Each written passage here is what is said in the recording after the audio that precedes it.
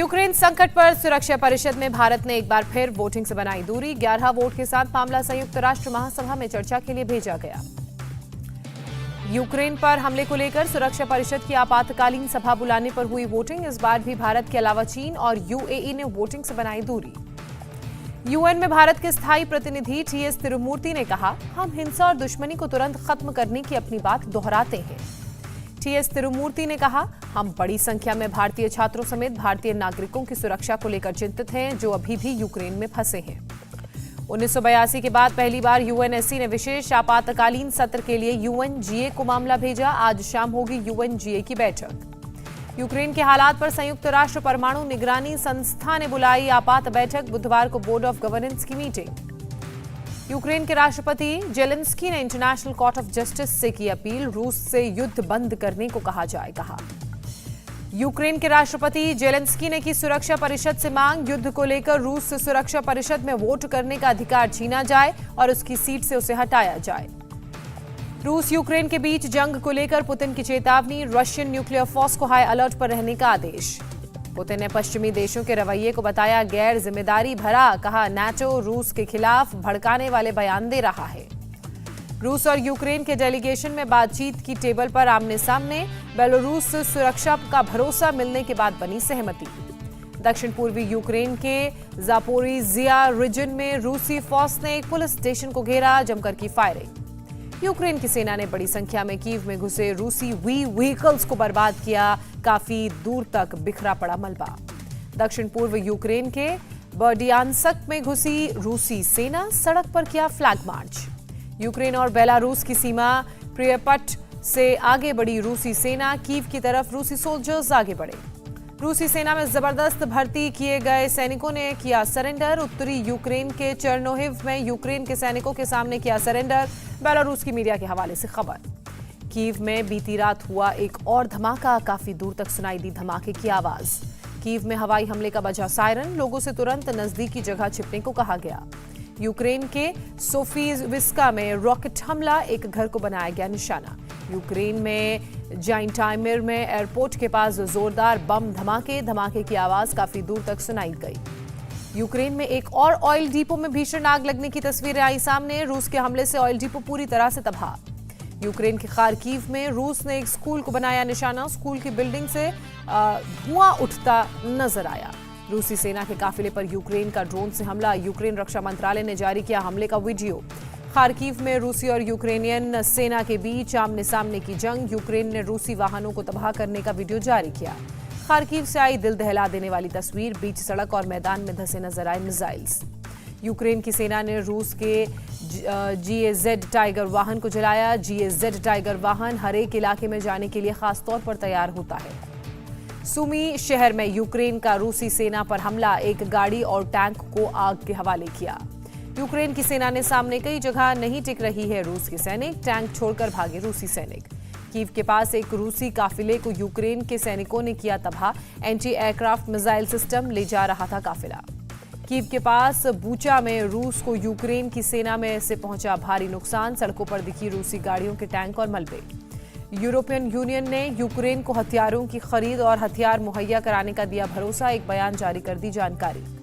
European संघ ने औपचारिक रूप से रूसी सेंट्रल बैंक के लेन देन पर प्रतिबंध लगाने पर सहमति जताई। हंगरी ने यूक्रेन के हथियार सप्लाई करने से इनकार किया। यूक्रेन के राष्ट्रपति जेलेंस्की ने पुर्तगाल के राष्ट्रपति का आभार व्यक्त किया, रूस के प्लेन के लिए हवाई मार्ग बंद करने और रक्षा मदद के लिए शुक्रिया किया। यूक्रेन के राष्ट्रपति जेलेंस्की ने बेल्जियम के प्रधानमंत्री का भी आभार जताया। 3000 मशीन गन और 200 एंटी टैंक ग्रेनेड लॉन्चर भेजने के लिए धन्यवाद कहा। यूक्रेन से लगातार बढ़ रही है शरणार्थियों की संख्या, 7 मिलियन तक तादाद बढ़ने की आशंका। एथेंस एयरपोर्ट से 2 विमानों में यूक्रेन के लिए भेजी गई मदद, कंबल के साथ रखा है खाने पीने का सामान। यूक्रेन के लीव से लोगों का पलायन जारी, रेलवे स्टेशन पर नजर आई भारी भीड़। जंग के बीच यूक्रेन से लोगों का पलायन जारी, बड़े पैमाने पर लोग स्लोवाकिया पहुंचे, वॉलंटियर कर रहे हैं मदद। यूक्रेन से हजारों की संख्या में लोग रोमानिया भी पहुंचे, जंग से खौफ में लोग इसी डर से किया पलायन, कहीं और रहने और खाने पीने का इंतजाम भी किया गया। रूस के हालिया रुख को देखते हुए नाटो के देश सतर्क, नॉर्वे के लुथियानिया भेजे गए सैनिक, सीक्रेट अड्डों पर सेना और हथियार जुटा रहा है नेटो का देश। स्पेन ने पहुंचाई यूक्रेन को मदद। 2 स्पेनिश एयरक्राफ्ट से भेजे गए सेना के लिए जरूरी सामान। G7 के देश लगाना चाहते हैं रूस पर कड़ा प्रतिबंध। अमेरिका ने कहा जापान समेत G7 के सभी देश रूस के खिलाफ प्रतिबंधों का करते हैं समर्थन। रूस के नेशनल स्पेस सेंटर पहुंची रूसी राष्ट्रपति पुतिन, ट्वीट कर अपनी तस्वीर शेयर की। पुतिन ने यूक्रेन युद्ध में भाग ले रही स्पेशल फोर्स की सराहना की। कहा राष्ट्रपति की सराहना उन सैनिकों के लिए जो राष्ट्रहित में वीरतापूर्वक अपनी ड्यूटी निभा रहे हैं। इटली के प्रधानमंत्री ने यूरोपियन यूनियन से रूस के खिलाफ सख्त रुख का समर्थन किया। अंतर्राष्ट्रीय न्यूज एजेंसी AFP के हवाले से खबर। यूक्रेन की मदद के लिए आगे आया डेनमार्क, कहा जरूरत पड़ी तो फॉरेन ब्रिगेड्स में हम अपने सैनिक भेजेंगे। न्यूज एजेंसी AFP के हवाले से खबर। यूक्रेन के राष्ट्रपति ने बेलारूस के राष्ट्रपति से फोन पर बात की। लगभग 1 घंटे तक ये बात हुई। रूसी न्यूज एजेंसी RT की खबर। यूक्रेन के विदेश मंत्री ने रूस के खिलाफ युद्ध को बताया आम लोगों का युद्ध। कहा हम हारे नहीं हैं, हम न रुकेंगे और न ही थकेंगे। पोलैंड ने यूक्रेन में फंसे भारतीय छात्रों को दी बड़ी राहत। बिना वीजा छात्र कर सकते हैं पोलैंड में प्रवेश। भारतीय दूतावास ने यूक्रेन में फंसे भारतीयों के लिए एडवाइजरी जारी की। आज से शहयानी बॉर्डर पर 10 बसों का इंतजाम किया गया। इन बसों में सवार होकर भारतीयों को फ्री में पोलैंड चेक पॉइंट तक ले जाया जाएगा। यूक्रेन के ताजा हालात पर पीएम मोदी ने की बैठक। मीटिंग में विदेश मंत्री S जयशंकर, विदेश सचिव NSA रहे मौजूद। पीएम मोदी ने अधिकारियों के साथ करीब 2 घंटे की बैठक की। यूक्रेन में फंसे भारतीयों को जल्द निकालने पर मंथन किया गया। विदेश मंत्री S जयशंकर ने किया ट्वीट, कहा भारतीयों को स्वदेश वापस लाने की दिशा में हम आगे बढ़ रहे हैं। विदेश मंत्री S जयशंकर ने किया ट्वीट, ऑपरेशन गंगा के तहत 5वीं फ्लाइट से 249 भारतीयों को बुकारेस्ट से दिल्ली के लिए रवाना किया गया। आज सुबह पहुंचेगी ये फ्लाइट। यूक्रेन में फंसे भारतीयों की मदद के लिए भारत ने ट्विटर हैंडल बनाया। भारतीयों की वापसी और यूक्रेन के हालात को पीएम मोदी खुद कर रहे हैं मॉनिटर। यूक्रेन के पड़ोसी देश में कई टीमें भेजी गईं। यूक्रेन में फंसे भारतीय छात्रों का एक दस्ता पहुंचा दिल्ली। एयर इंडिया के स्पेशल विमान से 198 छात्र आए। यूक्रेन से आए छात्रों ने बताया रोमानिया के रास्ते वो भारत वापस पहुंचे। भारत सरकार ने किया शुक्रिया। भारत सरकार ने रूस और यूक्रेन के राजदूतों से भारतीयों की सुरक्षा पर बात की। दोनों से भारतीय नागरिकों की लोकेशन को शेयर किया।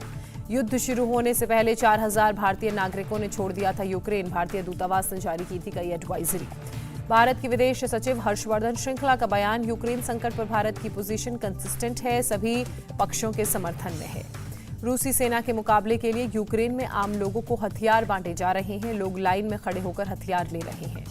यूक्रेन के कीव में जनता तैयार कर रही है पेट्रोल बम। रूसी सैनिकों के शहर में घुसने पर हमले की तैयारी। यूक्रेन ने जारी किया वासलकीव के ऑयल डिपो पर हुए हमले का वीडियो। आग की लपटें उठती नजर आईं। खार्किव में गैस पाइपलाइन पर रूसी हमले का वीडियो भी सामने आया। यूक्रेन ने पाइपलाइन से उठते धुएं को बताया वातावरण और नागरिकों के लिए बेहद खतरनाक। रूस के खिलाफ युद्ध में यूक्रेन को मिसाइलों का जखीरा मिला। पुतिन विरोधी गठबंधन ने दी हवा से हवा में मार करने वाली मिसाइलें। यूक्रेन के सैनिकों ने एक रूसी सैनिक को गिरफ्तार किया। करीब 18 साल का युवा है रूसी सैनिक। यूक्रेन के रक्षा मंत्रालय का दावा, अभी तक 4300 रूसी सैनिक मारे गए।